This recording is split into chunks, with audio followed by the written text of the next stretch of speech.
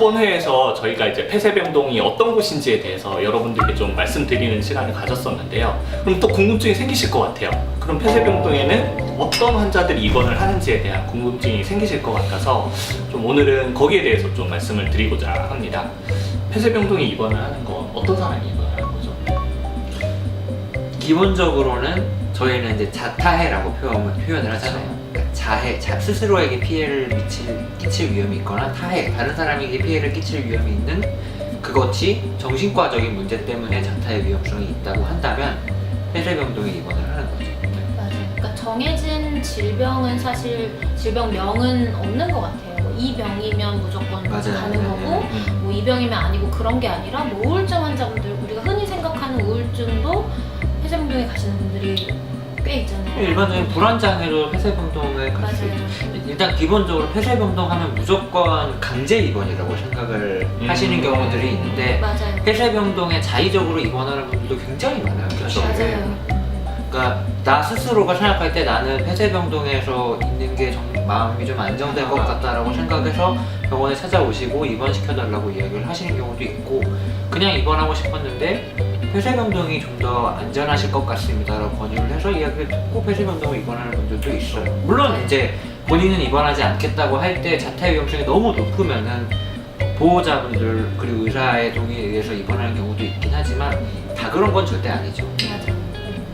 일단은 폐쇄병동은 갇혀져 있는 건 맞는데 입원 형태가 여러 가지가 있는 거죠. 맞아요. 자의입원도 네. 있고 이제 흔히 얘기하는 강제 입원도 있는 거고, 자의입원 같은 경우에는 사실 본인이 들어가고 싶을 때 들어가고 폐쇄병동이긴 하지만 저 퇴원하겠습니다 하면 그냥 바로 퇴원. 네, 병이 맞아요. 그러니까 문제가 하나도 해결되지 않았을 때도 저 집에 갈래요 하면은 집에 가실 수 있어요. 얼마든지. 그거를 자의로 들어왔는데 아직 자타 위험성이 있으니까 못 갑니다라고 막으면 이제 그때는 저희가 불법 감금이 되는 그쵸. 거죠. 예. 맞아요.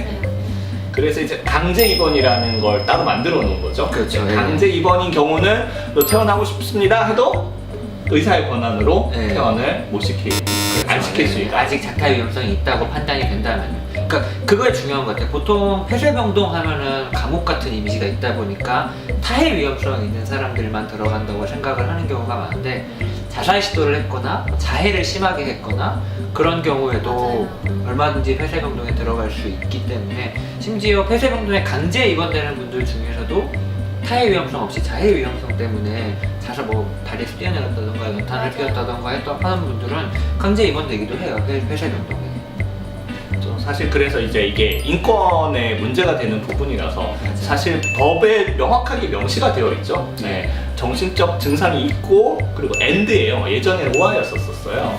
근데 이제 AND로 바뀌었는데, 그리고 자타의 위험이 있을 때, 그때만 폐쇄병동에 강제 입원을 할 수 있게 되어 있다. 이렇게 이해를 하시면 될 것 같습니다. 만약 이 조건이 해당이 되지 않으면 절대로 강제로 입원을 할 수가 없습니다. 네.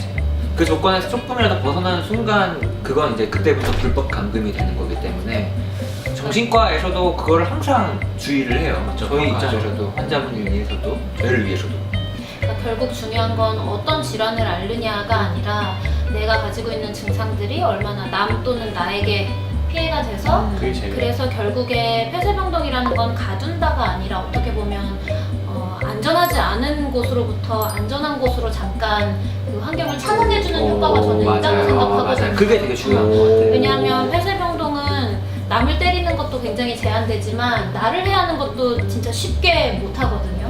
뭐 날카로운 물건도 당연히 반입이 안 되고, 심지어 운동화도 못 신어요. 왜냐하면 운동화 끈으로 맞아요. 목을 맬 수 있기 때문에. 실제로 그런 분이 있었어요. 네, 그래서 운동화도 반입이 안 되고 슬리퍼만 신어야 되고, 이런 것들이 어떻게 보면 굉장히 제약이고 제한처럼 느껴지지만 그게 또 저희 안에 계시는 환자분들을 보호하기 위한 목적이라는 거.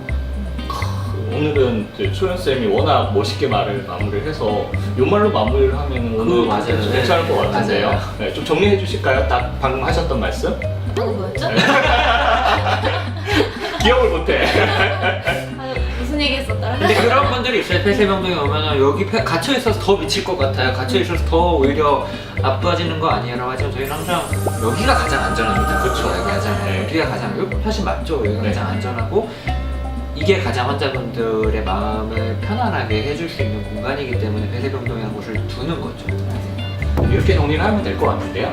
자탈 위험이 있는 분들을 안전한 공간으로 입원을 시키는 게 폐쇄병동입니다.